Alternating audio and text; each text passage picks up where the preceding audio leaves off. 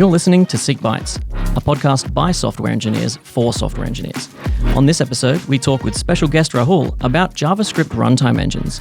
We define runtimes versus engines, discuss some popular and emerging options such as Deno or Bun. We ask what it means to be a performant-focused runtime, and as always, share our own opinions. Stay tuned.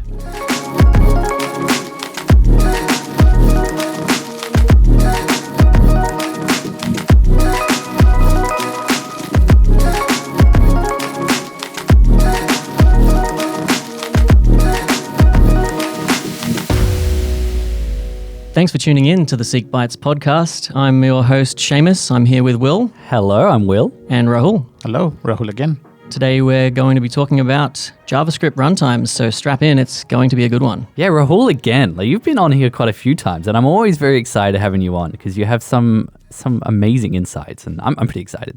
Yeah. Is that keyword for weird insights or? Weird? No. Did I say weird? No. I certainly didn't mean to imply it. No. Good. I love the insights. Always a pleasure to be here. And this was your topic as well that you brought up. Yeah, I thought I'll talk about or contribute to a conversation around JavaScript runtimes because I feel us JavaScript engineers are privileged in a way to not worry about things like runtime and stuff and focus so much on building cool applications that sometimes we forget to or don't need to even look at what a runtime is and what's running under the hood and things of that nature. So I thought it's a good place to bring that up.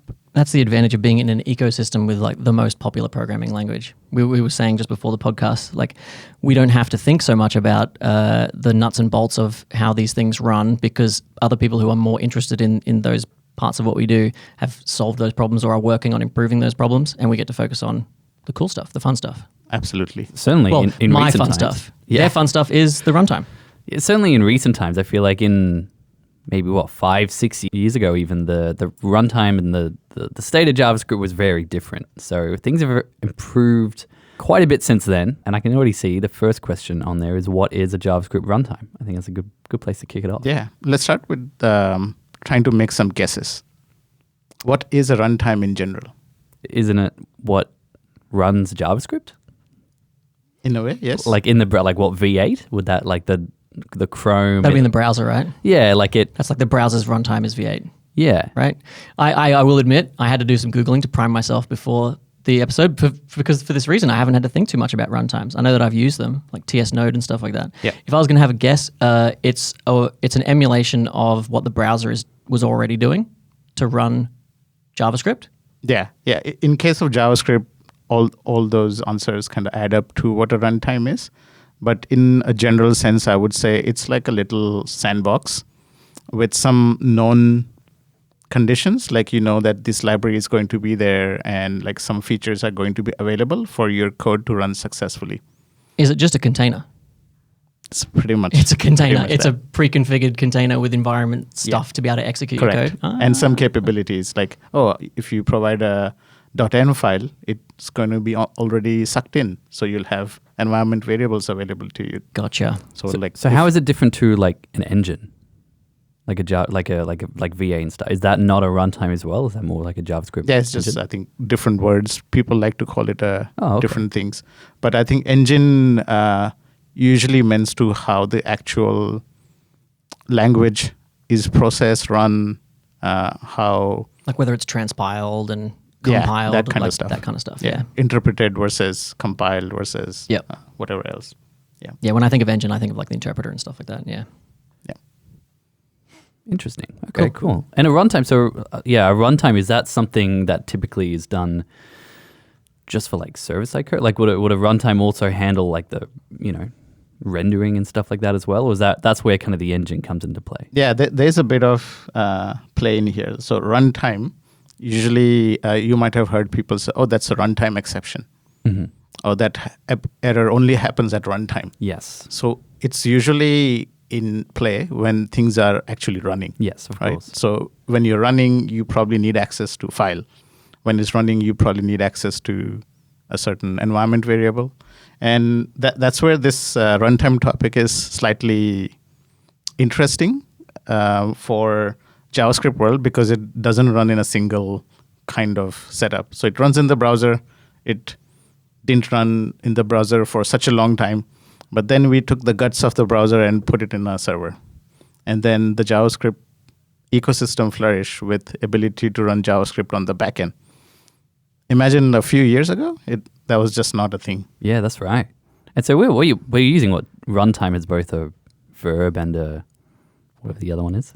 Noun. And a noun, yeah, because they're saying there are JavaScript runtimes, like that's a thing, but also it can break in the runtime, like they're both At runtime. at runtime. Yeah, it's the Yep. two different ways of using it. I just thought that was interesting. Yeah, absolutely. And because JavaScript was born, like how Bane would say from the Batman movie, I was born in darkness. I was born in darkness. You were just, was or it? something like that, right? Yep. So JavaScript was born in browser land, where it was highly fragmented. So they would have like different things, and like devs would like smash their heads against the wall saying, oh, it works in Netscape, but not in IE or something. So something was different. They were writing the same JavaScript, but it ran in one place, but didn't run in other place.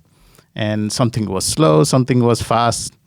Over time, there was like a arms race between browsers. Like I can run it faster, or I can have the latest features. And so now the world is a bit more at peace. There's still a bit of you can run this new advanced feature that's only available in, let's say, Chrome, but not available in some other browser, let's say Firefox or something. So that war has settled down, but that still exists, right? We're reaching like parity across the browsers, right? Yeah, like it's not common to not have a feature available on a browser that you would care about. Yeah. I won't name any in particular. Yeah, absolutely.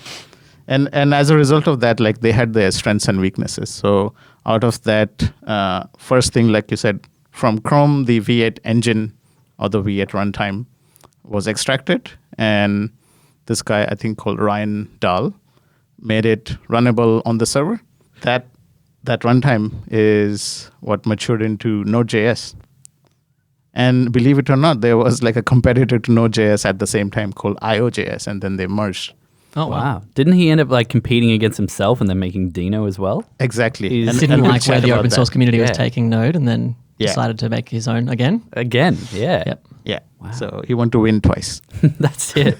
Has he though? Has Deno really taken over? Anyway, we'll get into the strengths and stuff of Deno. Yeah, later. so I'll just list out a few runtimes that are available, and we can play around and things like that. So there's always the well-known V8 engine or the V8 runtime.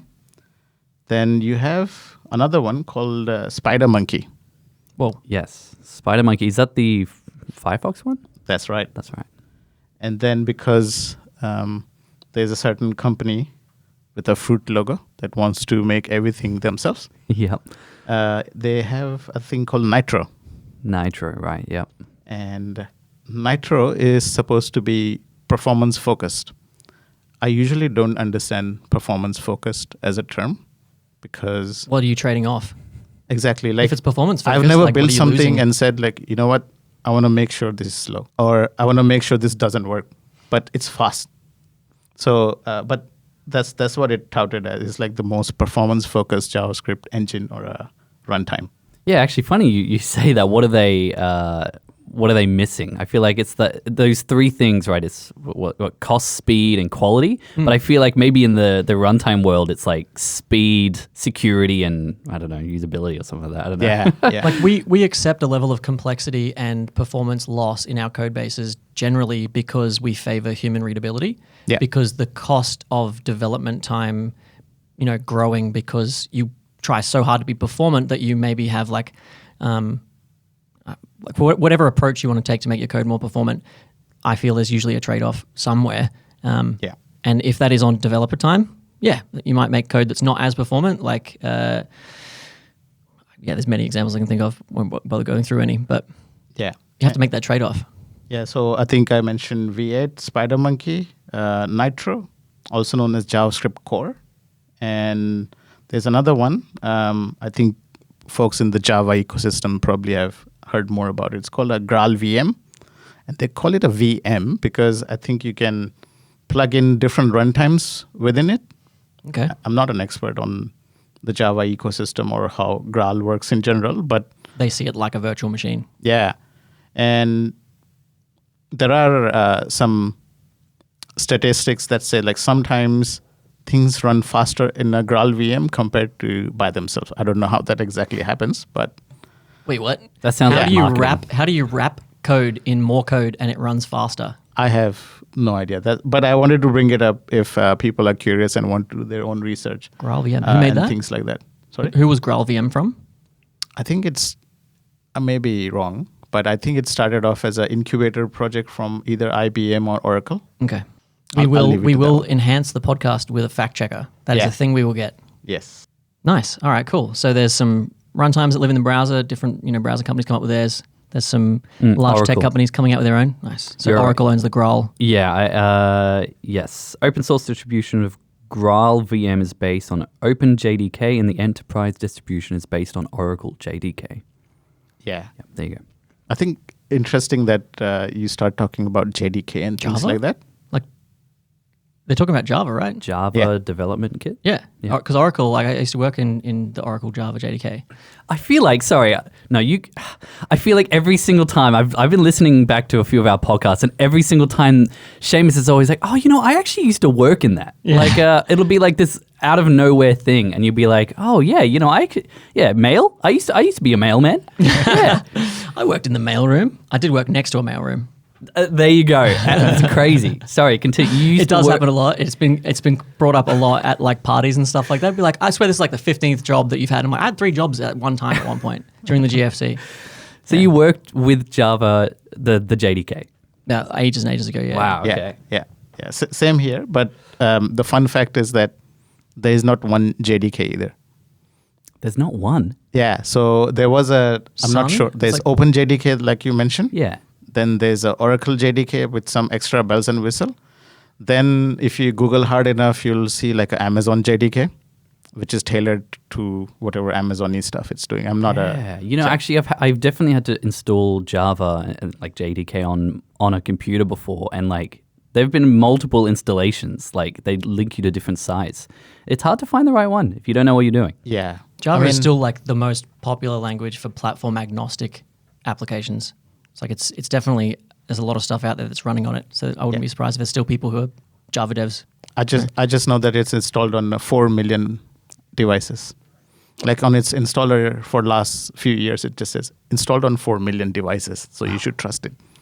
What I keep coming back to in my head though is like historically, all of my experience with VMs is that you lose performance. You gain flexibility. You can run it on any platform, but Yeah. you lose performance because you're wrapping all of your existing application Yeah. with another layer that's translating all of the machine stuff to your application. Yeah, and these are good points, right? Like we should not just accept something is fast or performance just because what the press says or what they're touted. Like benchmarks Yep. are benchmarks after all. Yep.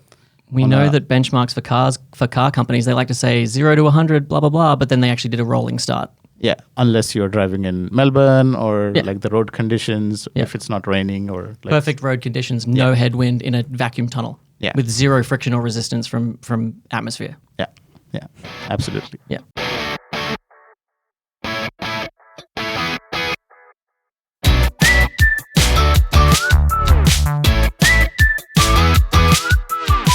So yeah, these are the options. I wanted to talk about Graal a little bit because people interested might want to take a look and check out the performance benchmarks and the resources out there for themselves.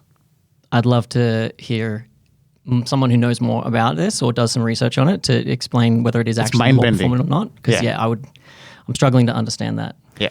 When we're talking about performance, what really is the performance difference in these engines? Because I can't imagine we would really be able to tell, would we? At Yeah. scale, you would, I think. Like At when it starts scale, so serving usually- massive traffic. That's why benchmarks are a thing that you take it with a grain of salt, because a lot of times they'll do like this REST endpoint can serve X requests per second in this runtime. The same code running on another endpoint can serve X plus 3 requests per second, right? Maybe it's just a better implementation of the networking stack, but that doesn't give like all the points to the runtime. Sometimes it's like we threw a million promises at it, and it was able to handle it easily or something like that. But promise is not just a singular unit. Like, what are you doing within your code to resolve or reject the promise and things like that? There are like so many factors. So that if you go on the internet, there will be a lot of tables and graphs and stuff like that. But until you actually maybe clone the repo and see what that benchmarking code is doing, maybe it's hello world, maybe it's like doing some multiplication or things like that. Some runtimes are proud of doing large integer computations or things like that, but I'm hoping we are not using JavaScript runtimes for that. Sounds like these need to go into like a runtime pageant, and Yeah. they've all got their strengths, their weaknesses. Who wants to bring world peace in the JavaScript runtime war? Yeah, I think what they're trying to still move towards is the funny term web scale. Like at web scale, which runtime allows JavaScript engineers to be more successful? And in a cost-conscious environment, would you need more servers or more instances of your application if your runtime is more versus less performant? Things of that nature. And then there's a whole different discussion about ecosystem. And one example is when we start a backend Node project, most times, so I'm going to write code, I'm going to write tests, so I'm going to need jest, ytest, all this stuff already, right? But the fact is, I think since Node 18, an entire test runner is inside Node.js. So you actually don't need to install anything. And that decision could mean faster CI/CD, right? Because you don't have to pull packages from the internet. Your Node modules isn't humongous. So many benefits. And this node or this test runner, we'll come to that point, but this test runner is actually built with C++. Because most things in V8 are built in C++. Right, okay. So there's no like cross-language barrier or anything like that. It's just all native. Yeah. Are we all kind of locked into one of these engines more? I just feel like I certainly hear V8 more, maybe because Google kind of powers most of the web. But is that kind of the most popular one that we use? And is there any alternatives to that as well? Google probably also has the biggest marketing budget. Yeah. It's like we probably will hear more about their engine than anyone else's, even if it isn't the most popular. Yeah, I think there is popularity stuff, then there is, because if you're... Also, the name V8 sounds epic compared to Spider Monkey. Yeah. I think Google kind of picked, they won the name battle there. Yeah. But, All the best but the parts of great thing V8s, is right? it's V8 since it launched. Oh, right. Yeah, so it's not like V9, V10 or something. So the day it launched, it was V8, and now there's like other version numbers that just sit alongside it. I see. They haven't added any more cylinders to this. Basically, Yeah, Okay. yeah. And I think what has happened is I think it has the most knowledge among people that are interested in this kind of stuff. So like they don't want to learn the entire API surface to port it to something else and things like that. But I think, I won't say the cracks are starting to show, but people are expecting more. People want to backtrack from certain decisions, which did make sense when V8 was young.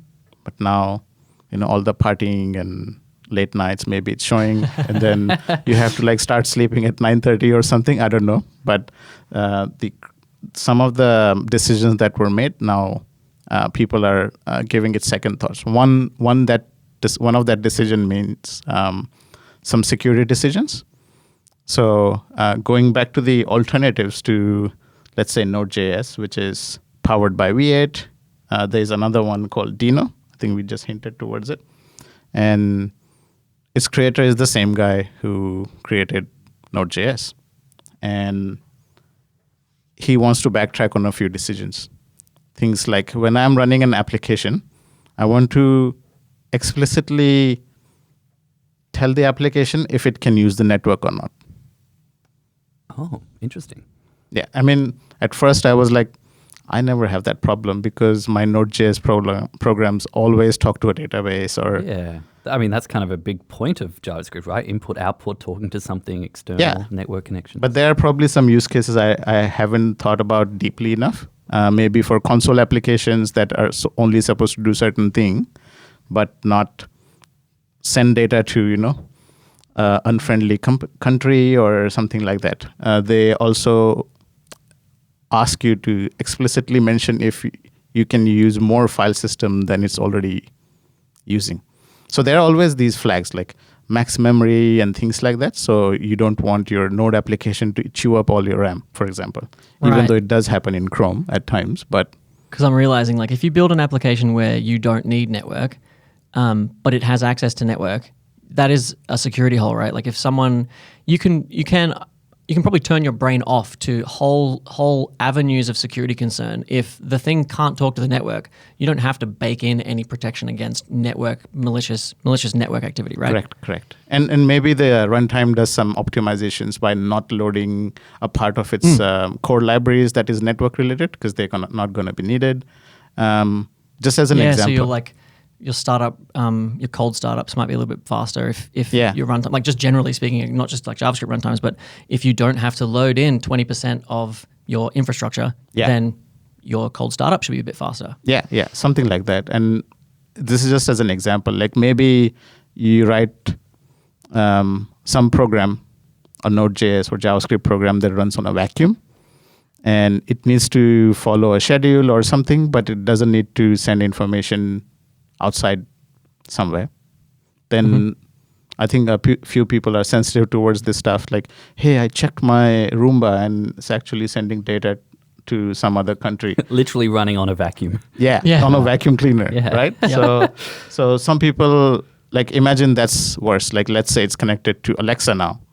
And now whatever you're talking to Alexa is also getting fed to the Roomba and from Roomba to some other party, which is not a good person. Right? So that's one of the features. And I think now that I think about it, let's say you npm install something which was supposed to, let's say, left pad, right? But there's also some code in there that sends data, telemetric data, to some other thing outside. And maybe it opens door for a network vulnerability or attack vector or something. Yeah, like you don't have to worry about your dependencies having vulnerabilities that are network related if your entire application can't use the network. Correct. Yeah, so that's what I was saying is like you can kind of close your brain off to some of the more maintenance heavy things like keeping all your dependencies up to date, that kind of stuff. And you don't have to bake in as much security concerns if you can just turn off the things you don't care about. Yeah. That's a good point because I wasn't thinking about like a dependency you use sends telemetry back to the creator so that they can learn about how it's being used, right? How the package is faring in other applications. But then something else that you use happens to feed data into the same state that package is pulling telemetry from. Yeah. And now suddenly whoever's getting that telemetry is getting that extra data, like you're saying from Alexa or whatever. Yeah. I was also thinking about what we were saying before about like the performance trade-off when one of those runtimes is like we're performance-focused JavaScript runtime. They could do things like that, right? Like not enable pieces of the runtime to gain a little bit more performance. I still think there's trade-offs. I still agree that like the performance-focused runtime is a confusing idiom.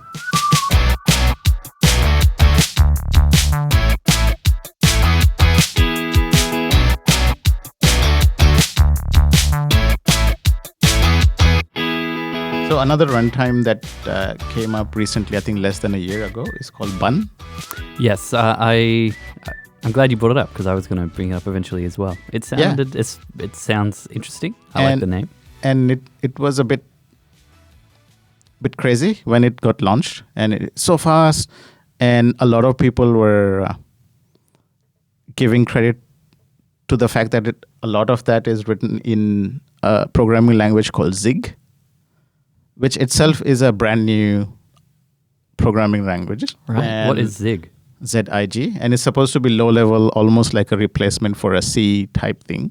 General purpose programming language and tool chain for maintaining robust, optimal, and reusable software. All right. Fantastic, right? But the gist is that they're all what you would call a low-level programming language, where you manage your own memory and like you are very meticulous about every single thing. But so is C++.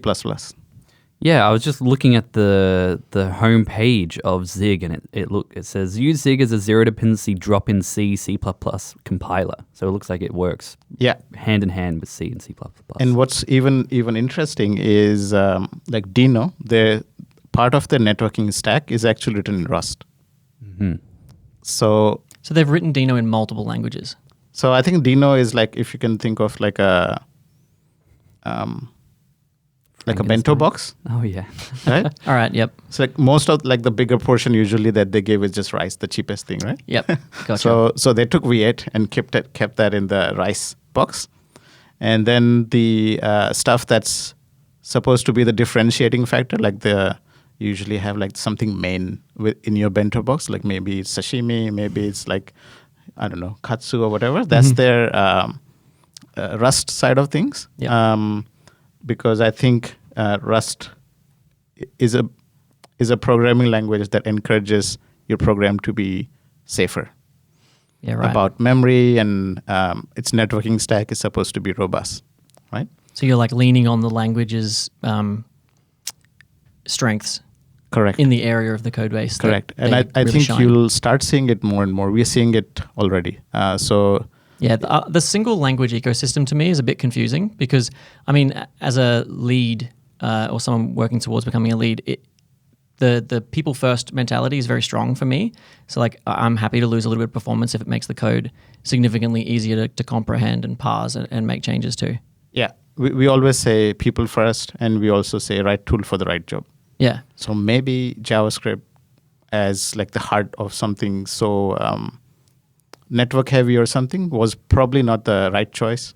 Or maybe C++ is way too complicated. It's amazing, but it's way too complicated.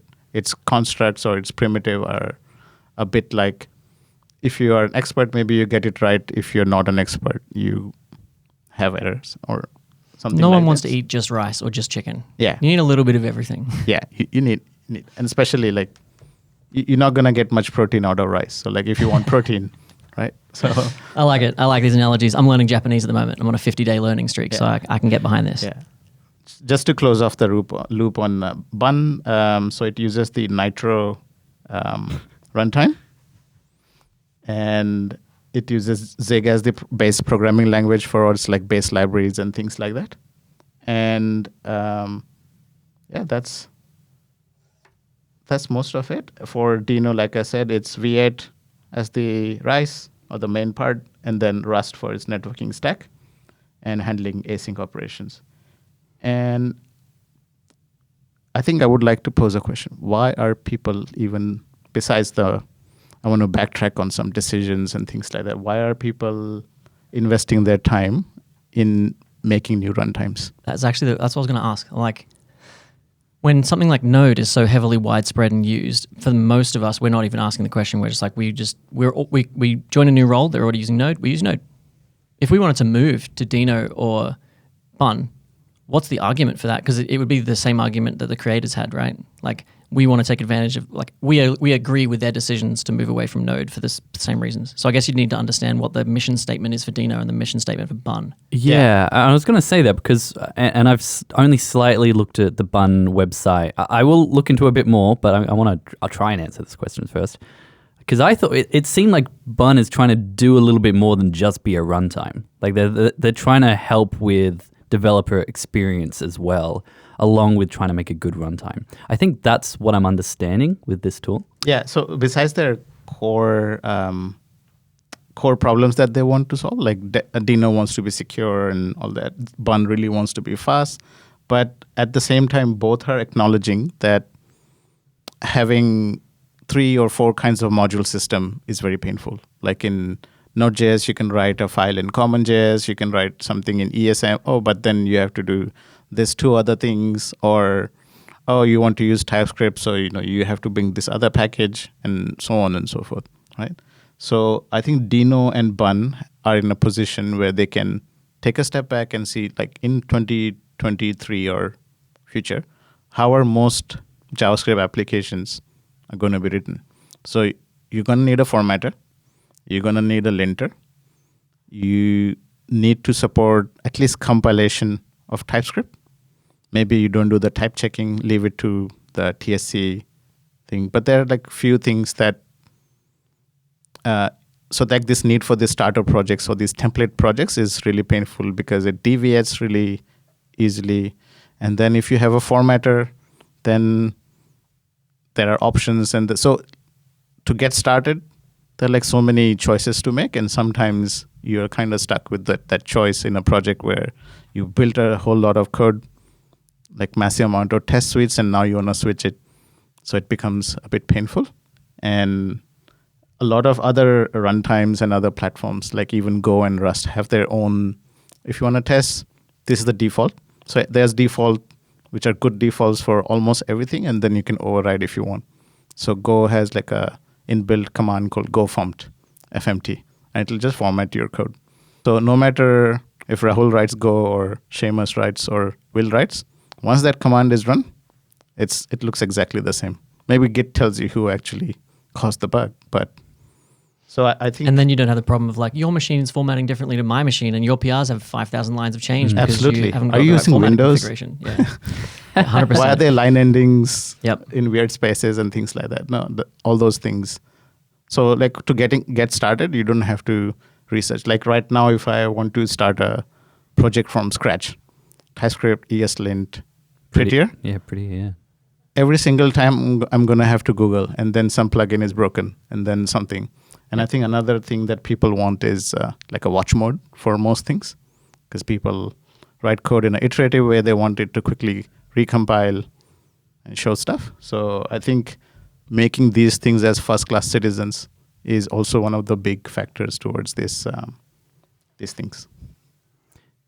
Yeah, I agree. I was going to say the same thing. Like and I'm now on the website. Like it just feels like just running the runtime, just running JavaScript is half the battle. Like, but as developers, we don't work with that final running code. We're writing that code so it can run smoothly and so we can maintain it. So I think if a runtime or some of these tools, which I think have certainly encompassed, they're further than just a runtime now. They're essentially like toolkits. Absolutely. And I think we are at a point where a lot of people don't customize Prettier too much. They just want it to do its job. Should I use semicolons or not? Like they'll just use one ESLint something and they'll just be done with it. They don't over optimize or much. So if majority of the world is okay with one kind of formatting or something, I think most people are fine nowadays. Like there was this initial excitement. I want to handpick every single ESLint rule, but I don't see a lot of people doing that these days. No.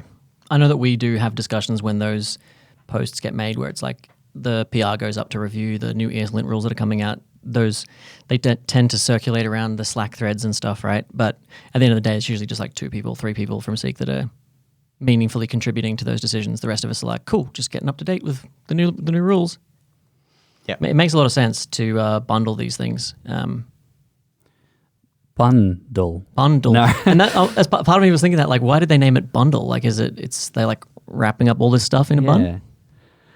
It also says that Bun uses JavaScriptCore as well, the Safari one. I thought that's an interesting decision. They even say on here, the performance-minded JS engine. I wonder if they all say that. Yeah. I think both Deno and Bun support JSX out of the box.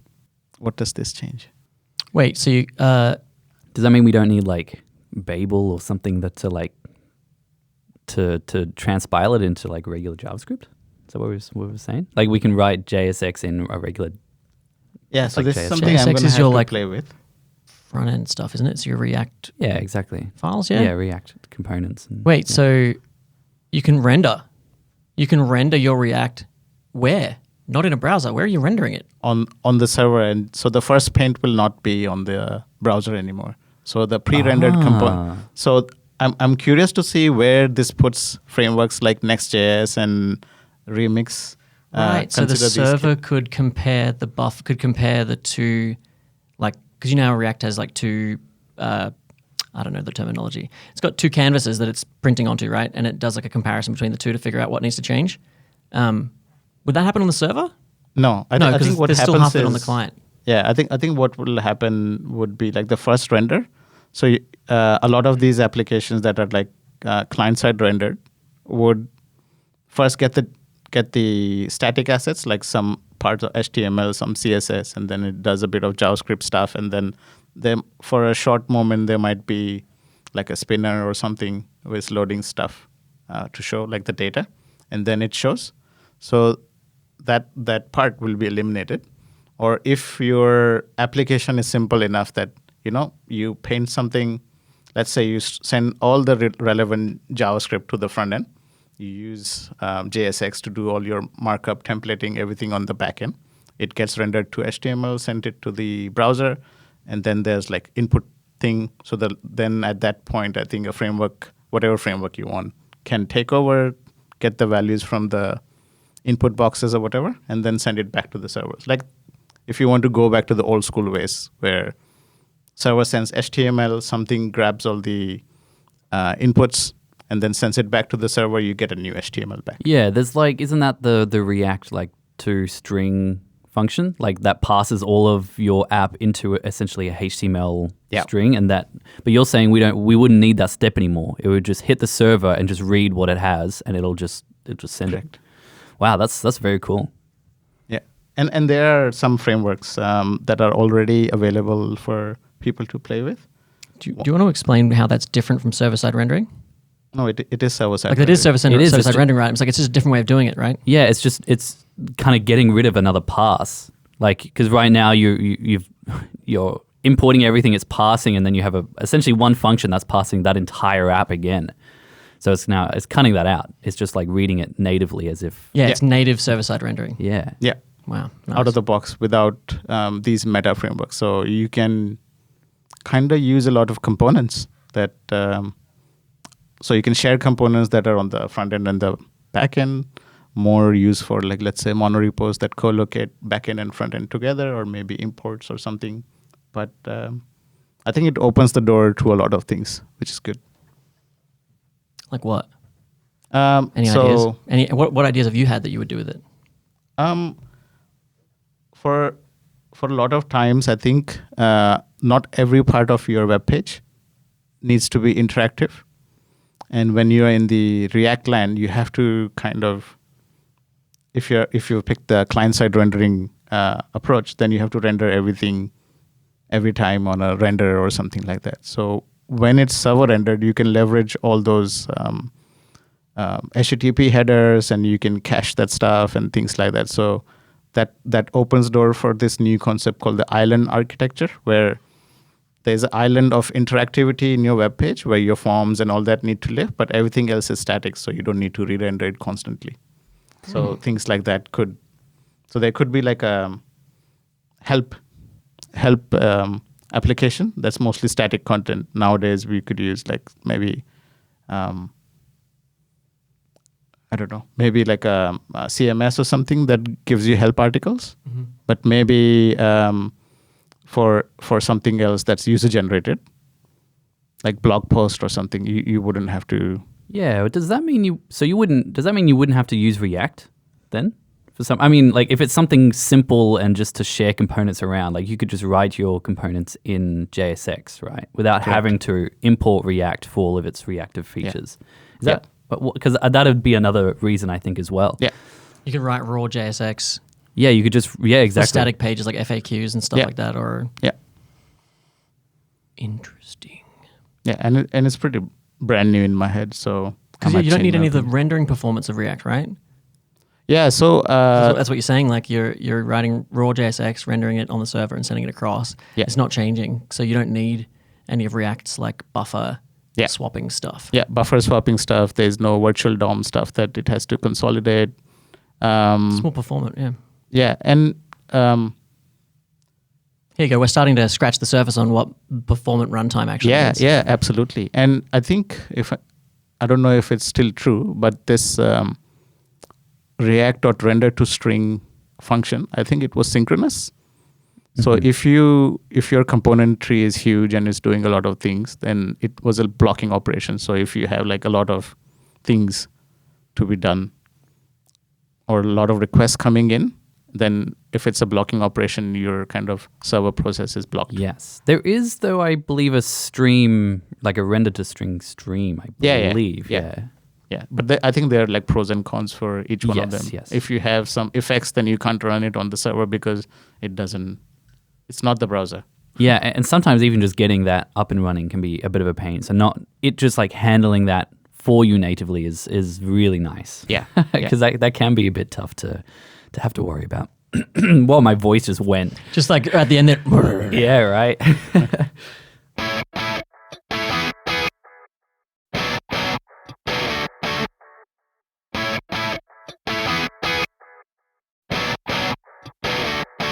So if you had to pick one that you would use now for a new project, kind of where would you go? Would you still stick to the tried and true V8s, or would you try out some of these something different? Yeah, so I think for anything slightly serious, I think for work I'll still limit most of my work to Node.js. It's tried and tested, so I'm not going to take too many chances right there. But if I was doing a hackathon or something, I would pick Deno. And the reason for doing that is that Deno folks also have additional facilities. Like there's this thing called Deno deploy. So they've taken care of deployments as well. They have like a Deno KV, which is if you want a key value store, it works. They have a service for it. And I don't have to set up a whole lot of things, which personally I hate doing a lot of setup. That's why I have all the IDs possible on my computer. I don't want to set up anything. Okay, this WebStorm is good at debugging. I'm going to use WebStorm for it. Like I've just given up on configuring things. 100%. Wow, we just had the recent episode of IDE wars, and you're not even in the war. You're in every single everyone's pocket. Yeah, you got all the IDEs. Yep. Yeah. Because I used to configure everything in my Vim at one point, and then I was like, why am I doing this? Yep. I really like Vim when I'm in flow and everything's working. As soon as I hit a wall where I have to like reconfigure something or get some new plugin or something like that, I don't have time for this. Yeah. That's why same reason I use WebStorm for debugging, because I don't like VS Code configuration. I don't like going through the config files and figuring out where my runtimes and stuff is set up. I just I just want it to work. Yeah. And I think I'm keeping a close eye on Bun, just because I think competition. You don't trust it yet? It hasn't. Competition, good. I think the trust factor is slightly shaky as well. Like, so I'll bring that. Who's the creator of Bun? Like very notoriously on Twitter, like. So I think he spicy things. He says spicy things, and he spikes a few people as well. Namely, the core contributors of Node.js. It's the same thing. Like he's taken an Elon Musk approach to this, to running this. Yep. Yeah. So Bun is performance focused. So that was one of the statements that I think he had made, and a lot of contributors or like the key Node.js community members came like, we did not say we are not performance focused. And then they started saying, oh, so your benchmark is this. Again, goes back to, again, benchmark. But if you do this benchmark this way, you are actually slower than us, faster than us. So there's been some Twitter feuds. Yeah. Yep. And benchmarks can definitely can be swayed. Depending how you benchmark and exactly how, what process there is to do it. Yeah, data is only as trustworthy as the process used to create it. Yeah, isn't that the same way with stats and internal reviews? They're like, okay, well, we'll try and make the survey match the numbers you want. Let's test it in a specific way. So, do we want to read this spicy tweet or spicy X? Yeah, you can do it. It's feeling cold in here. Warm us up. All right. So one of the core contributor to Node.js, and he's super active in the Node.js community and is a really talented person. So in his tweet, did you get that, Rahul's lawyer? I'm just not calling him out. Anyway, so when Bun 1.0 was released, his I think how he went about is really nice, in my opinion. So he says, Bun hit the 1.0 release, and I'm both excited and disappointed. Okay. Mixed feelings, right? I really like what Jared Sumner, the creator of Bun, is building with it, but I'm frustrated by their compatibility claim with Node.js. In my experience, this is not a drop-in replacement, and many inner details differ. The results in many random issues over my repos asking for fixes for Bun incompatibilities while people try it out. I would have preferred if they waited for calling it a 1.0 to reach greater compatibility with the ecosystem. And he's referring to how very prevalently on the Bun front page website, it does say that you can drop in replace it with Node.js. So if you make that spicy. claim, it has to be drop in, right? Yeah. Yeah, and the issue probably is like one, it's not maybe 0.1, right?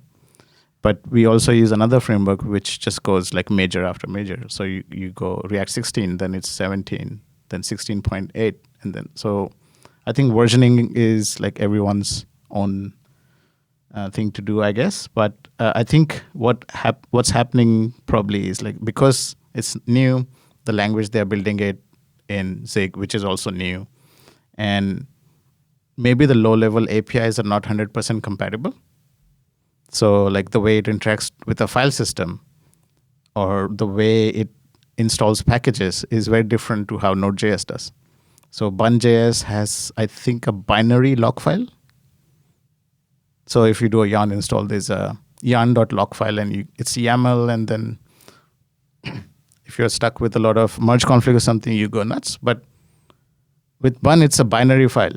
So if you have a merge conflict, good luck, right? Yep. Yeah, you can't read that. Yep. I mean, in a way, it's like we don't want people messing with the log file. In this way, it's like good luck, try. Like it removes the human desire to just tweak the values in the log file. So I'm yet to like experience the pros and cons. I've read a few articles which says, oh, this is so much better.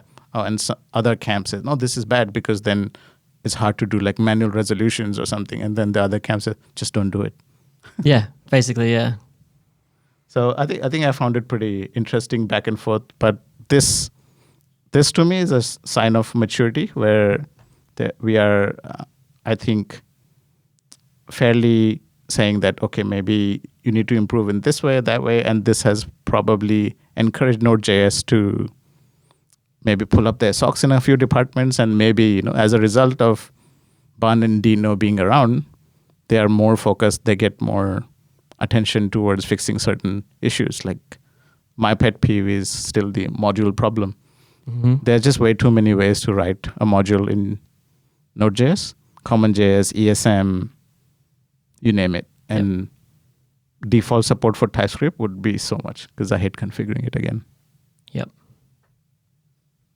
Yeah, that's a good point, actually. I think we always want to have a strong competitor to any leading system, right? Like whether it's in games industry or whatever, like in any industry, you always want to have some strong competitor. You don't want one system that has a complete monopoly on quality, features, price, all that stuff, because it's not good for the market.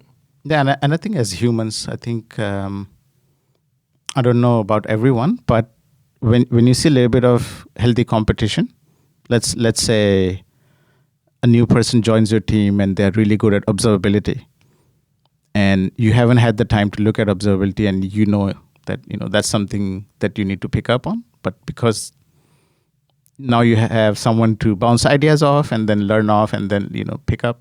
I think that's how things improve. Like competition isn't always a bad thing.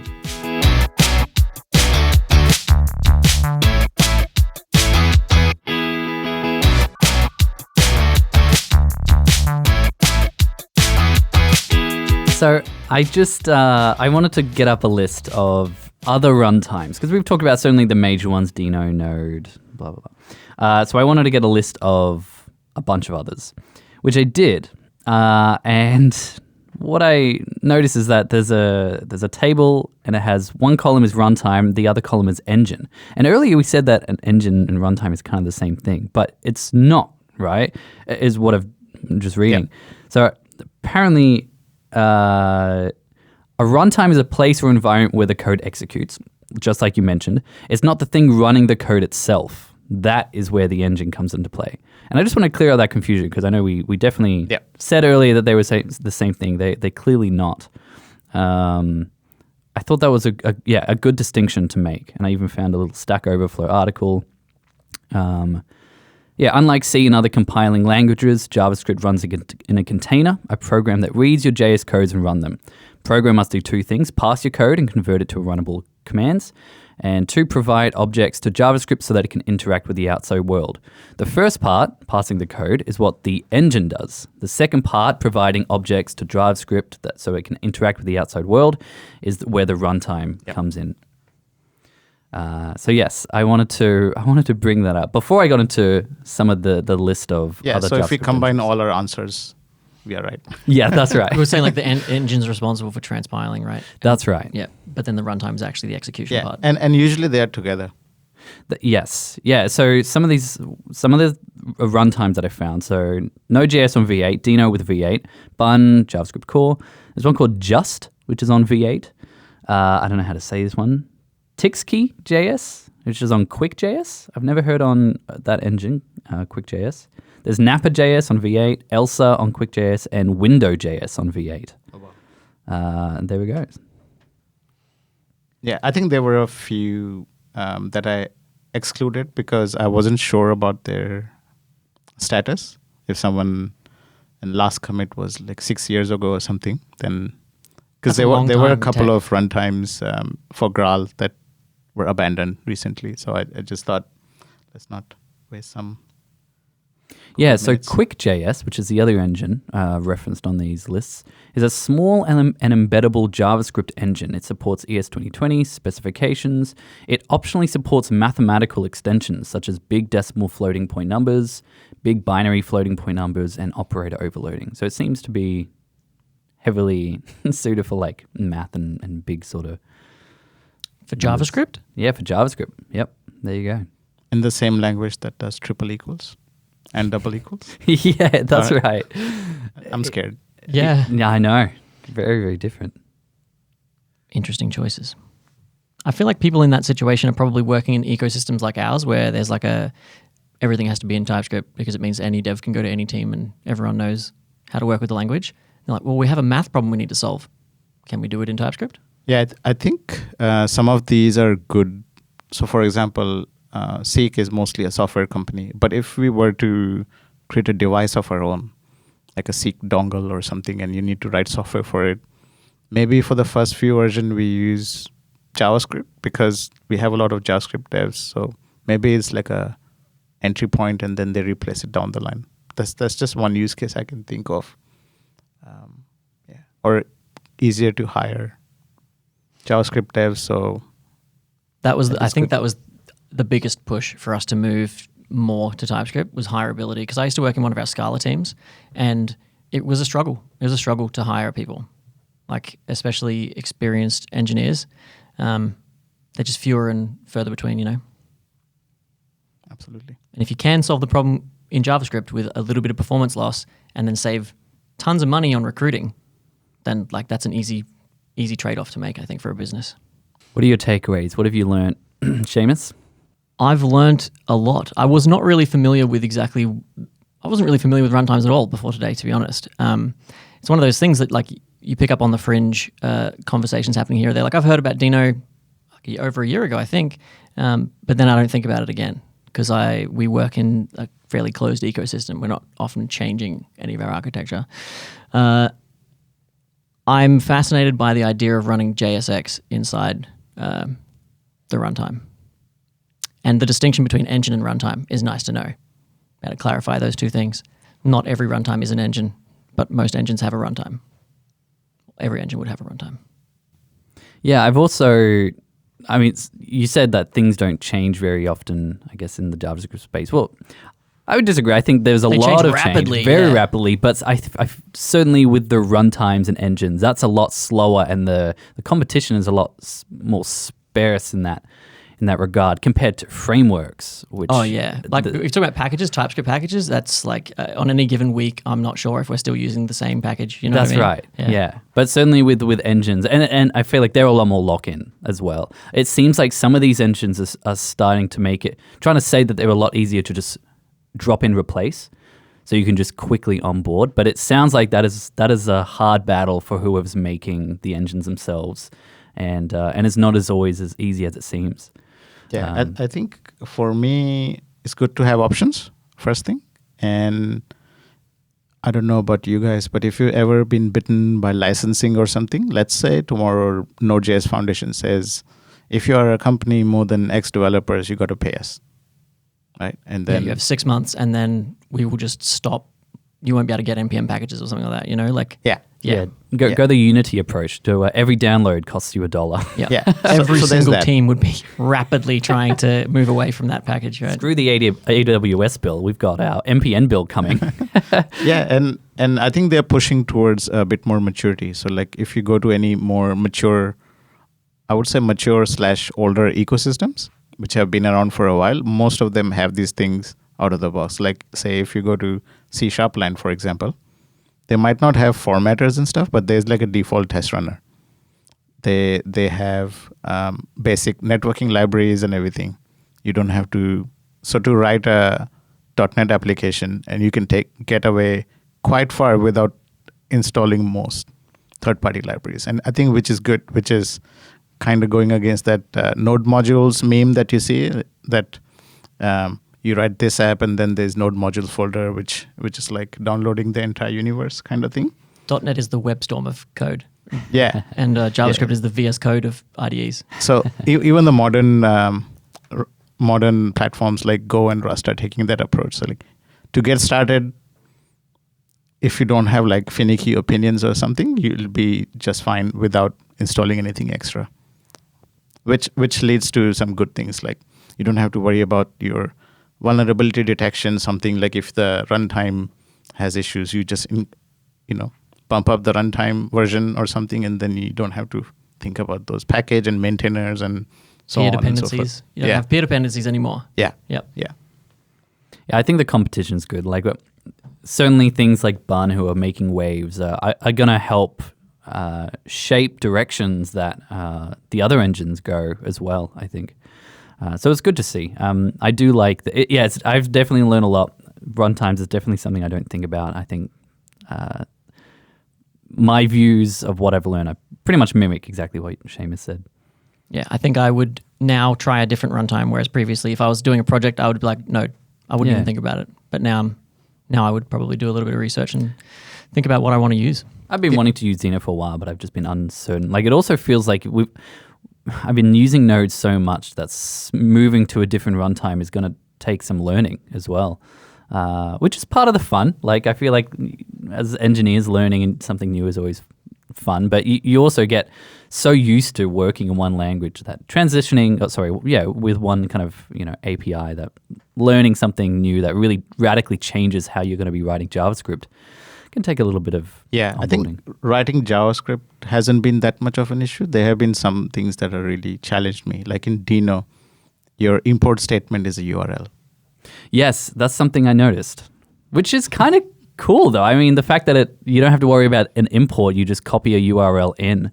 Yeah. Because you don't have you don't have a package.json, right? Yeah, there's way where you can kind of consolidate what all URLs and things you can do. But most examples that you see, there's like a long URL. And I wasn't sure how it works, or default export, named export. I'm wondering if it doesn't change if you restructure your directories. Like, is it a universal resource link that doesn't matter how your directory structure changes? So this is now, if you move stuff around, your imports. This is third-party packages. Third party, or even like the standard lib. So Deno comes with a standard library, but if you just want like this part of the standard library, you just get that one. I see. Interesting. So that really kind of like made me uncomfortable in a good way. It's like, I've never thought about how it would work. And like all those flags that I mentioned. So I have to explicitly tell. So like if you don't have the allow network flag it won't download anything from the internet. Oh, wow. Interesting. True. Is that on by default? No. No, it's not. Wow, you got to turn it on. Okay. So the first attempt was like, I just copied exactly the same thing as the website. It's not working. Yeah, right. You downloaded a web page and you tried to import that as a package. Yeah. Very, very interesting. I do like these ideas. I think I think the road and the future of engines, I think, is looking good. Lots of innovation. Yeah, at least people will make less fun of us using JavaScript. Look, my little Nginx plugin can serve more requests than your JavaScript code, or like this Go app serves more requests. Sometimes it's not about more or less, right? So, but at least those discussions, it's equally performant. So, I love TypeScript, so I'm going to keep using it because it doesn't hurt me. At the end of the day, I can't say that I'm unhappy with the unified ecosystem, everything being TypeScript. Being able to just jump into someone's code base and read the language and understand what's happening I can't ask for anything better. I think than we that. have to do this where in a ecosystem where everything changes so rapidly, you have to kind of make your safe space so that you're not configuring ESLint every other day. You're not breaking builds because something else changed. So you have to isolate yourself. So I think that's good in most open source based things that move as fast as the JavaScript ecosystem. Yep. Nice. Thanks for giving us the rundown on all of this stuff, answering our questions and entertaining us, talking about JavaScript runtimes. No problem. Definitely learned 99% more about runtimes than I knew before. Yep, I feel smarter. That's what we want at the end of a recording, right? Excellent. Absolutely. Nice.